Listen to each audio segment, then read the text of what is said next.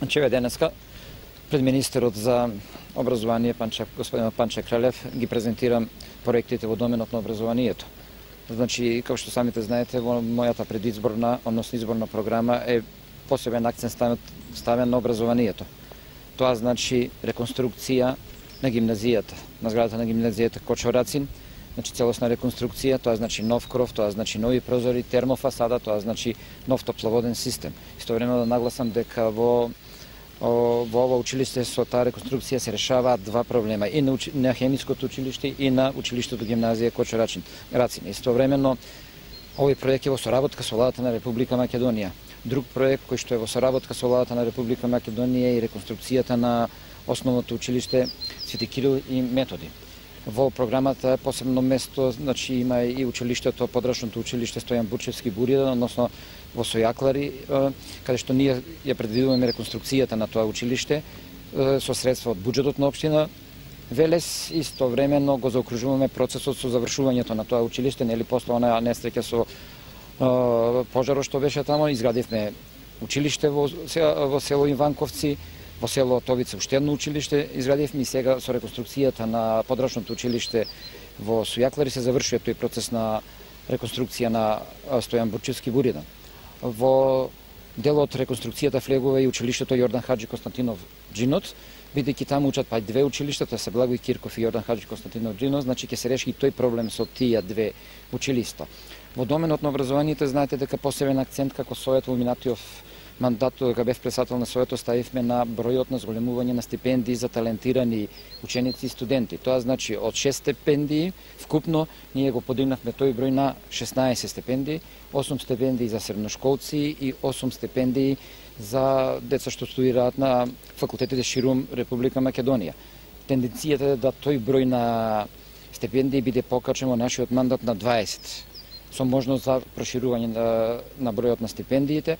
Значи, со тоа порачуваме дека ќе имаме соработка со владата на Република Македонија, бидејќи овие проекти не можеме сами да ги направиме, конкретно проектот за гимназијата Кочорацин. Значи, нас како една локална власт, јас како еден градоначалник и Советот на општина Велес, која веќе мнозинството го има ВМРО ДПМН, заедно со Коалицијата за подобра Македонија, неопходна ни е цврста, континуирана соработка со Министерството за образование, за да можеме сите оние проекти што ни се предвидени во програмата и сите оние што планираме да ги работиме во наредниот период, а не ни се ставени во програмата, него ни се ставени во програмата за образование што е донесена од Советот на минатите за оваа година, значи за 2013 година, да ги реализираме. Токму ни треба цврста соработка со владата на Република Македонија. Може?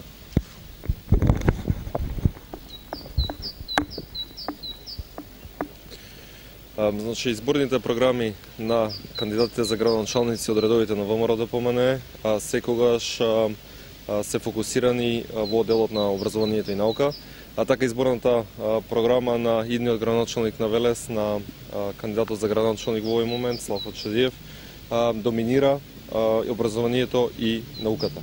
Ме радува фактот што се предвидени 5 реконструкции на училишта со различни градежни зафати, што значително ќе го подобрат квалитетот на образованието во општина Велес.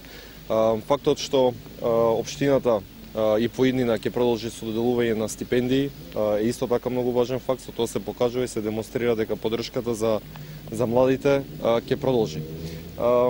Наша заложба секогаш како министерство, но и во соработка со локалната самоуправа била да се овозможи континуирана поддршка на делот на реконструкција и изградба на нови училишни објекти.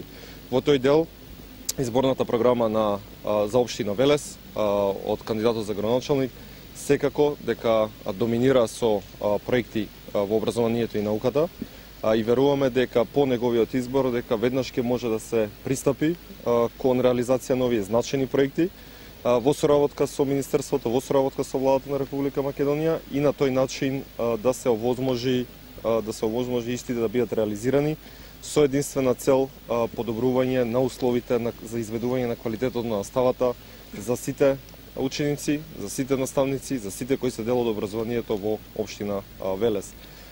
Изборната програма јасно демонстрира определбата за поддршката на образованието во општина Велес. Министр, ако може прашање. Можат ли студентите да очекуваат дека идната студентска година некогашниот хотел Дилозора ќе може да го користат како студентски?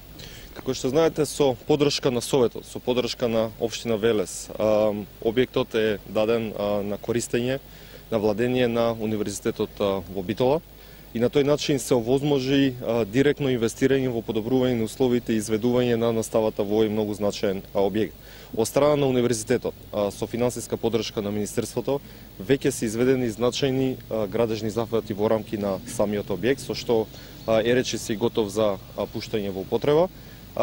Ние очекуваме од информациите што ги имаме од Универзитетот дека истиот ќе биде сигурно на располагање на студентите од следната академска година.